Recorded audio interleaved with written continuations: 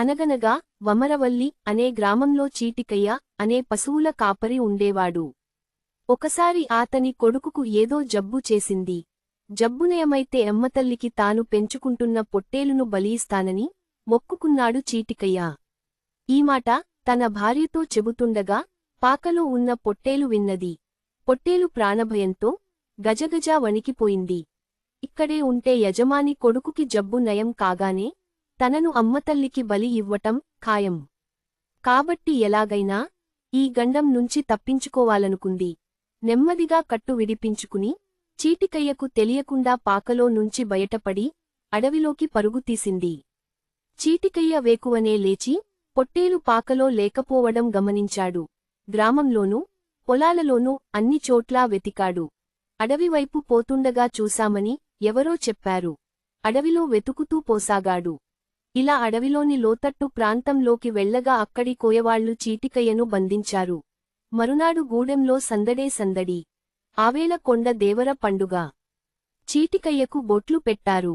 పిల్ల పెద్ద అందరూ తాగి ఆవేశంతో భక్తిపారవస్యంతో ఊగిపోతున్నారు, నృత్యాలు చేస్తున్నారు. కోయవాళ్ల నాయకుడు రాక్షసుడిలా భయంకరంగా ఉన్నాడు, ఏవేవో మంత్రాలు చదువుతున్నాడు. చీటికయ్యకు ఒళ్లంతా చెమటలు పోశాయి. తాను కాసేపటిలో వాళ్ల కత్తికి బలైపోవడం ఖాయం. ఏనాడు చేసుకున్న కర్మో ఇది అనుకున్నాడు. ఇంతలో పొట్టేలు గుర్తుకొచ్చింది.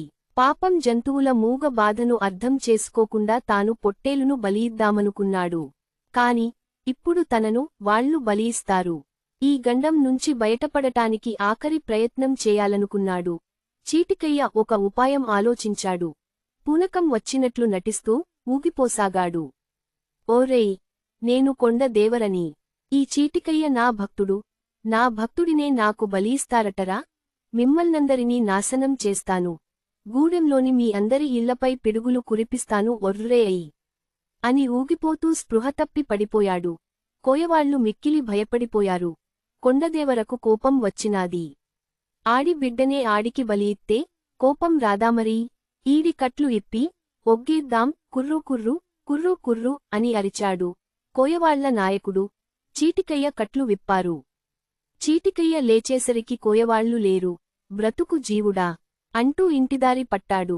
కొంతదూరం వచ్చే సరికి అడవిలో దూరంగా ఒక చెట్టు కింద తన పొట్టేలు నెమరువేస్తూ కనిపించింది. చీటికయ్య ముఖం ఆనందంతో వికసించింది. ఓ పొట్టేలా, నన్ను క్షమించు. మానవులమైన మేము మీ జంతువులు, పక్షుల మూగబాధను అర్థం చేసుకోకుండా మిమ్మల్ని మా స్వార్థానికి బలి ఇస్తున్నాము.